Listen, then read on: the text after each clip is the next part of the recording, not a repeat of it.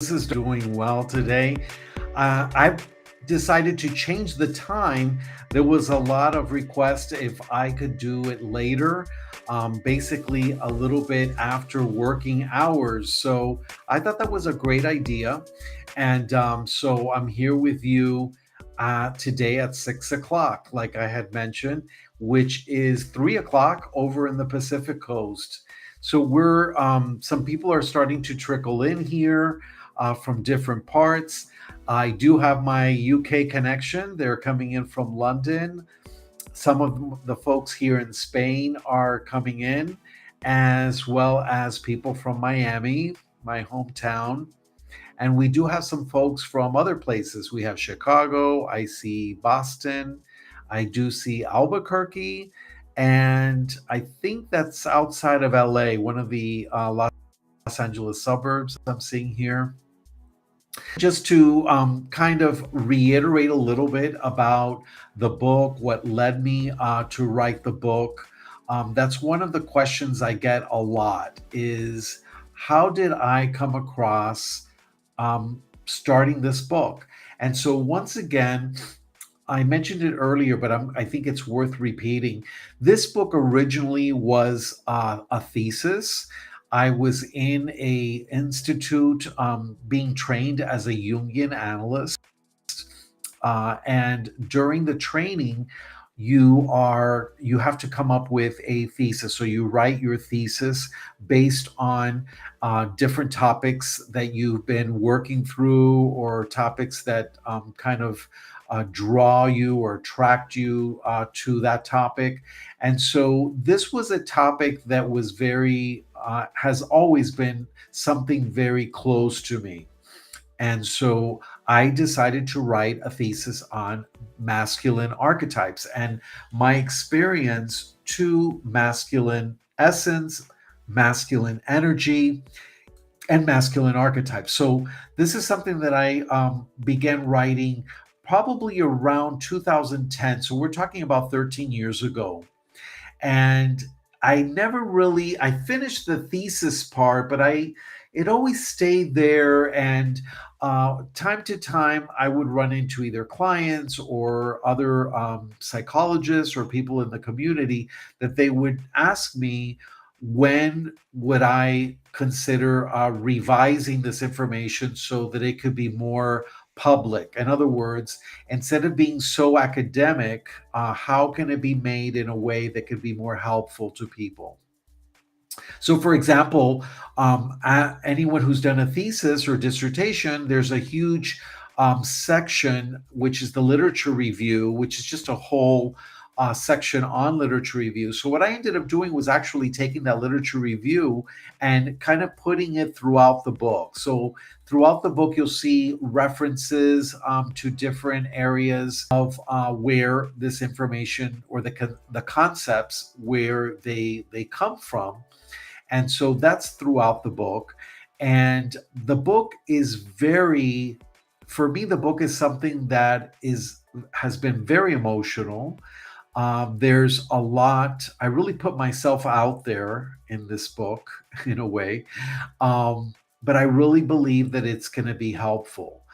Simply because, not just because I kind of think that on my own, it's just throughout these 13 years, I've had a lot of requests for me to hurry up and get this book out. And so last year, I really made a commitment to myself that I was going to go back and really dive into this book, and which I have. And so the book has a lot which I think speaks to our current issues. And we kind of spoke about that during the last session. And by the way, for those of you that were here last last night or yesterday afternoon, depending on what part of the world, I lost connection with the internet, so I wasn't able to have my time slot. So I Today everything's working. We don't have a storm today, so today I also decided to switch it. So for tomorrow we will be meeting at this time, since it seems to work for a lot more folks, and works both for those on in the Europe side, UK. Ireland, Portugal, as well as for those in the States. So this is pretty good time. So I'm committed to meet back tomorrow at this time. You'll get a reminder. You'll see it on Facebook or LinkedIn or Instagram. So thank you all for joining us. Thank you, Mark, for your words there. Some of the questions I'm seeing here, I will get to towards the end. So today, yesterday, or the day before yesterday, I read a section of the book, which I think a lot of people really enjoyed. I received some comments on that. And so I'm going to do a little bit of that today as well. So I'm going to read an excerpt from the book, and then we could also discuss it.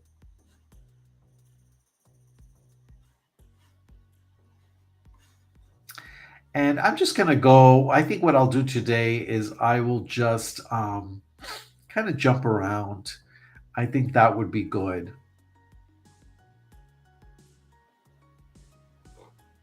Let me just jump around here, and this will give you a little bit of a taste for the book. So give me 1 second here.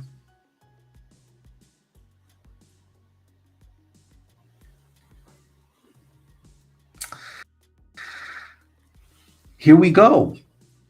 The boy psychology phenomenon. I had spoken about that we're going to maybe touch upon this, and I think that this would be good to do that on this call. The boy psychology phenomenon. In modern society, the role of fathers and father figures in nurturing and guiding young boys into mature men has declined and is an ongoing challenge. Many men today grow up without positive male role models, and this absence has contributed to what is often referred to as boy psychology among depth psychologists. Even as adults, many of us still carry uncertain emotional and behavioral patterns that are reminiscent of our younger, less mature selves. These patterns may include a reluctance to take on responsibilities, avoiding vulnerability, and difficulty forming meaningful and lasting connections. One key reason behind this boy psychology is the lack of healthy father figures during crucial developmental stages. Boys may struggle to learn essential life skills and emotional intelligence without proper guidance and mentorship. Consequently, we may carry unresolved emotional baggage into adulthood, hindering our personal growth and impacting our relationships with others. Yet another reason is that all too often, we as men are told we need to embrace our feminine side and be more metrosexual, so to speak. This has led many of us to struggle greatly with the unfamiliar feminine energy, often feeling overwhelmed and unable to tap into our masculine energy. This keeps us in a perpetual state of boyhood since we're unable to properly tap into the masculine energy necessary to graduate from boyhood to manhood. So I'll stop there. It would be great to see some comments come through. Yeah, okay.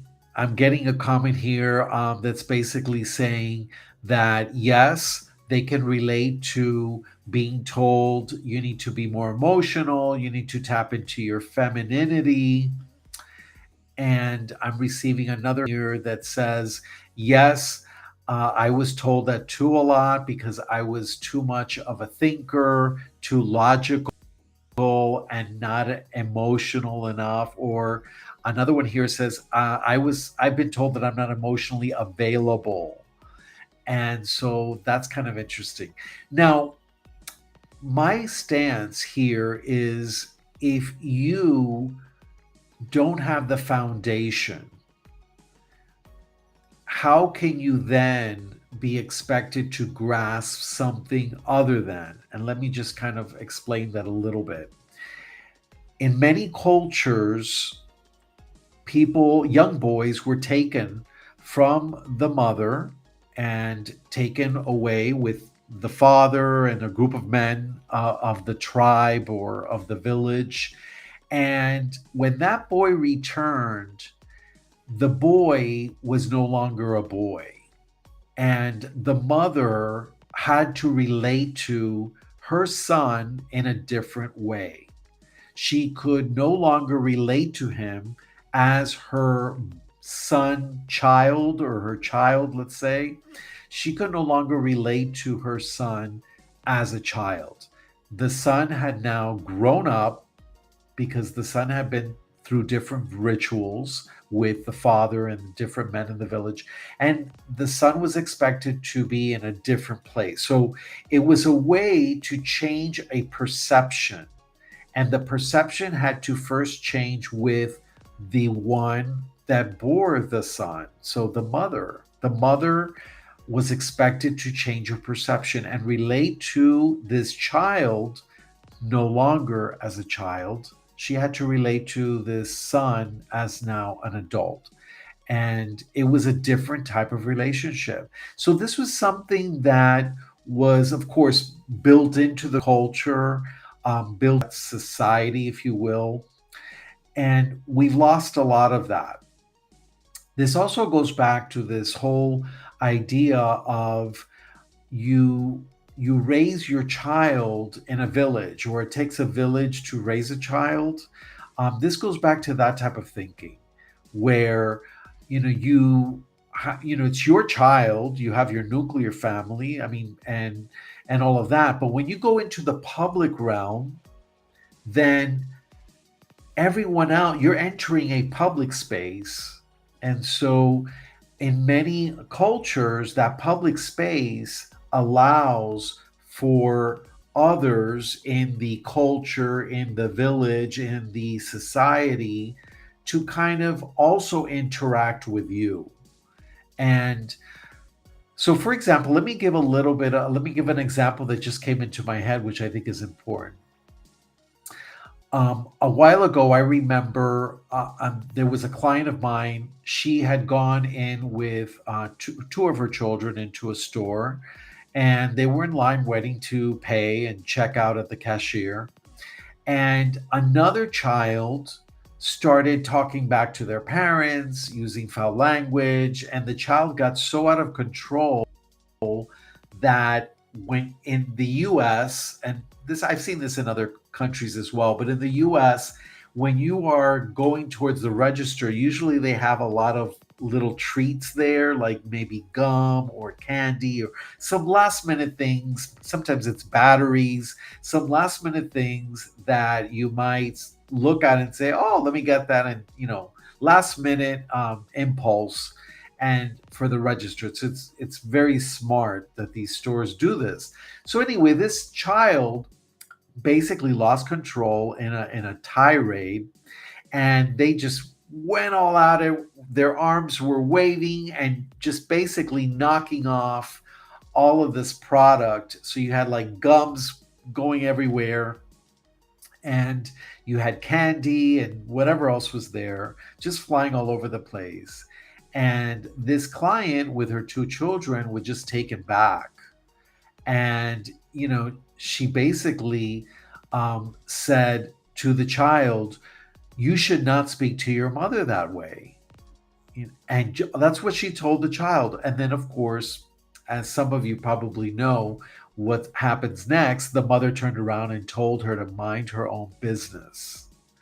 So she then said to the mother, I wish I could mind my own business, but it's kind of hard with candy hitting you in the face because you cannot control your child, and your child is in a public place, and we all are hearing what he's saying to you.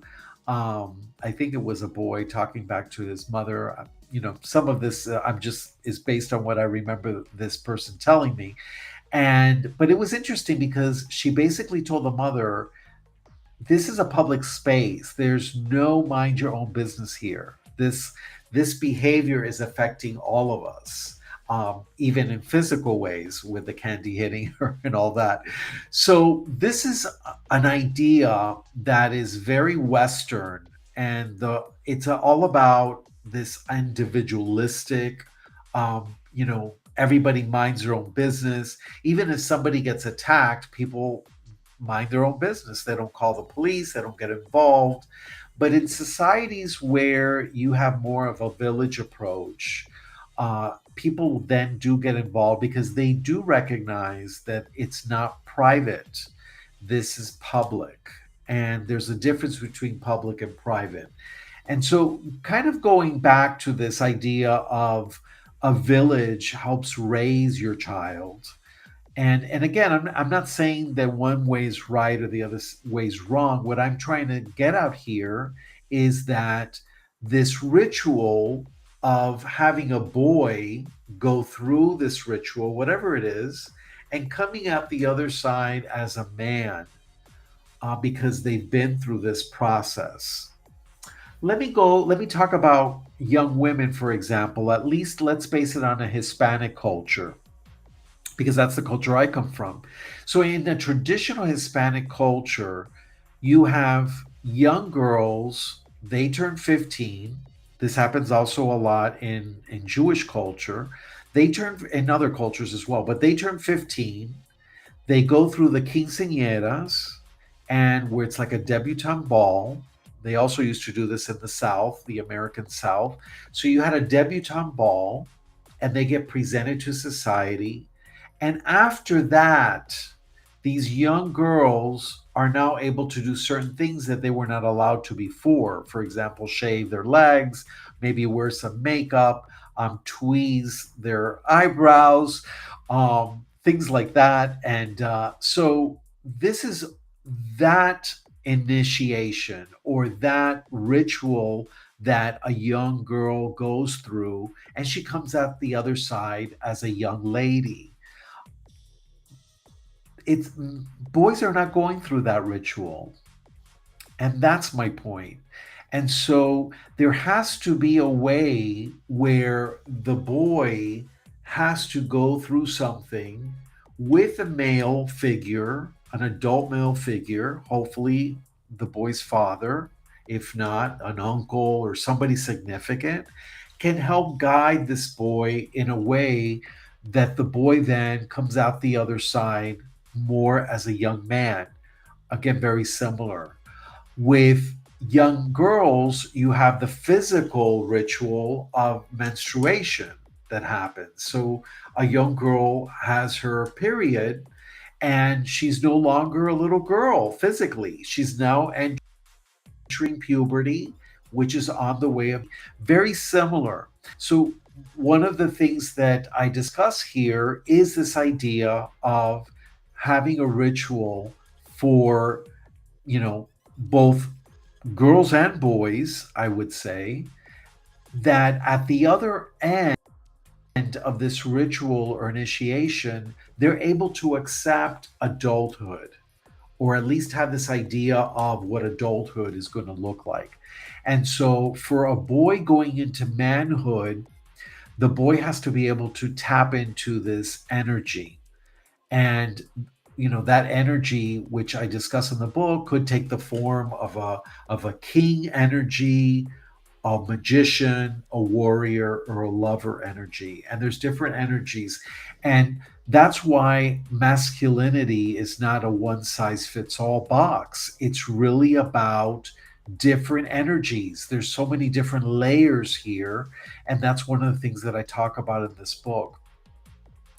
And a lot of us, I'm sure, have witnessed adult grown men that when you get to meet them and you discuss things with them, they're like little boys.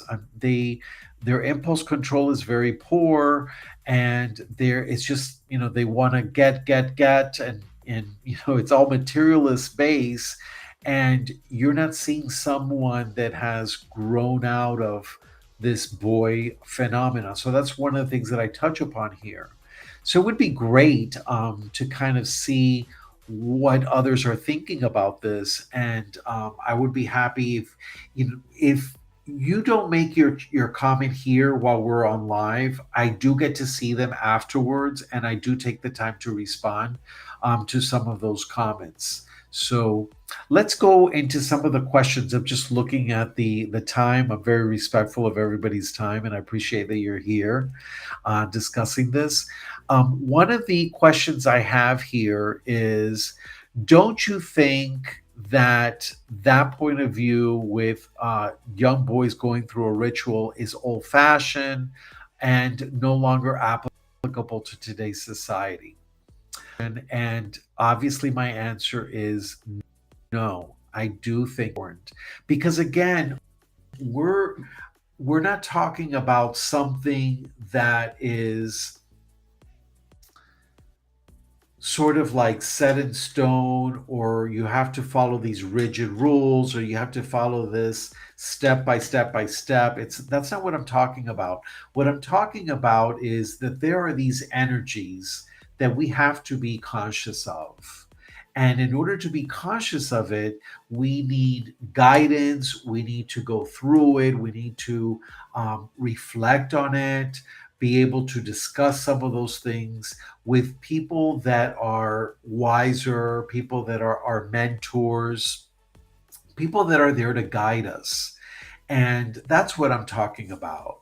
And so I think there's something to say about individualism, and there's something to say about community.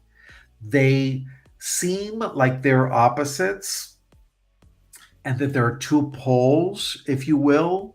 And but I don't believe that going towards any pole is necessarily healthy or the way to go. It's about kind of being there, holding that tension between the two poles, feeling drawn one minute to being individual, the next minute you're drawn to being community. And even looking at, I need a minute with my tea here. Sorry, I'm feeling my mouth getting dry because I'm talking so much.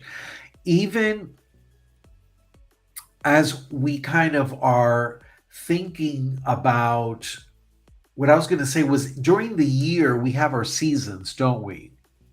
Usually summer is very fast paced. It feels more individualistic. You're going out, you're doing your own thing. You're probably going on vacation. You're going to the beach. You're doing all, and your life is kind of racing because summer has that fast energy.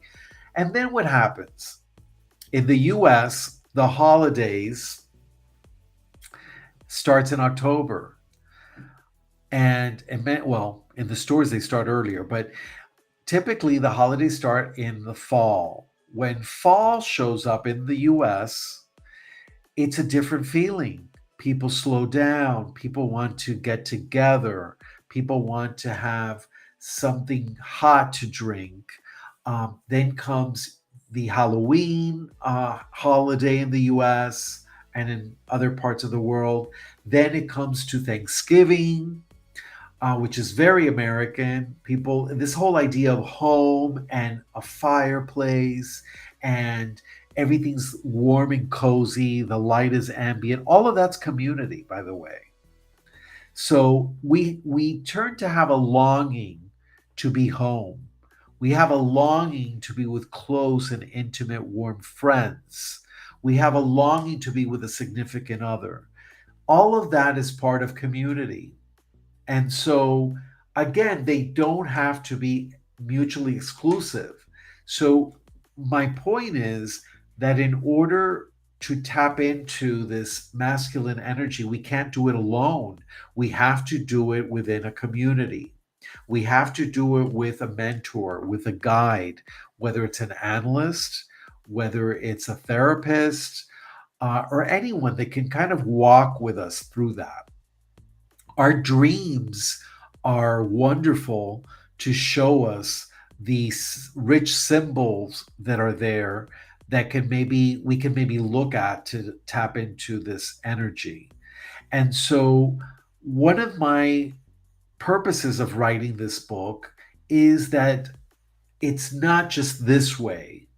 It's not just the masculine macho man that you see in the ads. Um, there are different ways of holding that masculine energy. Just like we spoke about before with the king archetype, that king archetype is going to look very different than the warrior. You could have a king warrior, a blend of the two, of course, but it's going to be different. The magician's going to be different. The lover is going to be different. And even in history, we've seen that. You know, the images of Casanova as a lover archetype, the images of Merlin as more of a magician wizard archetype. You have King David, King Solomon, king, um, different kings. You think of a king, and there's an archetypal energy there. Looking at the King of England, and that's interesting. That's an interesting one because again, you're dealing with someone that has hid behind the shadow of his mother. The mother being a very strong, regal queen energy, and her son kind of in the back, you know, getting into all these little mischiefs, little scandals, and here and there. And now he is expected to hold this king energy. For some people, he's doing it. For others, he falls short. For others, he's still kind of demonstrating boy psychology here. For example, when they caught him on camera, which was interesting to me, that he had a little temper tantrum because of the pens in the desk, that the desk was too small, and the pens didn't work. He threw one, he had a little temper tantrum. And that all was caught on live video. And so that is an aspect of the boy that kind of came out there having a little tantrum, as opposed to the king energy. And, you know, these are energies. This doesn't mean that you become totally this thing because we're human. And humanity will always show with all its frailty and things and weaknesses. But there is an energy. Can you tap into that energy? And once you do, you tap into it and it flows from you, you'll be able to pull people in because they will the king energy, will sense the warrior. I'm thinking of the president of Ukraine. He was known to be a comedian for years. And when he became the president, people didn't think he would last this long. People didn't think he would be able to carry that out. And what I've seen is that there is a tapping into this warrior energy. There's a tapping into the king energy. And those are some of the things that I'm seeing there. So we're coming up to the end of this very short get together here. But if this resonates with you, please leave me a message and I'll respond. Also, I'd like to remind you to go to the link where you can subscribe and you will be notified when the book is about to launch. The first 10 people will receive a free copy of the book. And I am working, I'm really excited. I'm working on making this an audible. So I have been asked, will this be audible? Because a lot of people just like to, you know, be in their car and listening to the book. So I'm working on that. So the first thing I'm going to be launching is the ebook, which would be available for the Kindle or for a tablet, as well as a paperback. So you'll have the option of both. And then the Audible should be coming out soon. I don't have a date for that, but I'm working on that as we speak. Because I'm one of those people that I have an Audible account and I listen to my books and I enjoy that. So, and then another thing I want to ask: leave in the comments if you do prefer an Audible or audiobook. Do you prefer to hear me read it, or a professional that is a narrator? And I kind of laugh at that because I think that these professional narrators do a great job. And there are times where I really enjoy hearing the author, and there are other times where I rather a professional narrator read it. So let me know your thoughts. Do you prefer a professional narrator read this book to you in an audible format? Do you prefer that I read it? Just let me know, and I won't take it personally. I'm curious. I really am curious to know what people think. We're 1 minute over. Thank you so much for joining me. I'm Dr. RB Hernandez Cruz, and you've basically been on here to learn about masculine revolution, a journey to reclaim your masculine essence through the power of archetypes. And whether you disagree with me or you agree, let me know your comments. I think that this is a great conversation to have in light of everything that's happening in the world today. So take care, and I will be back tomorrow at the same time, 6 o'clock US Eastern, and which is 3 o'clock in the Pacific Coast. That'll make it 5 o'clock in the UK and midnight in Central Europe. Thank you and be well.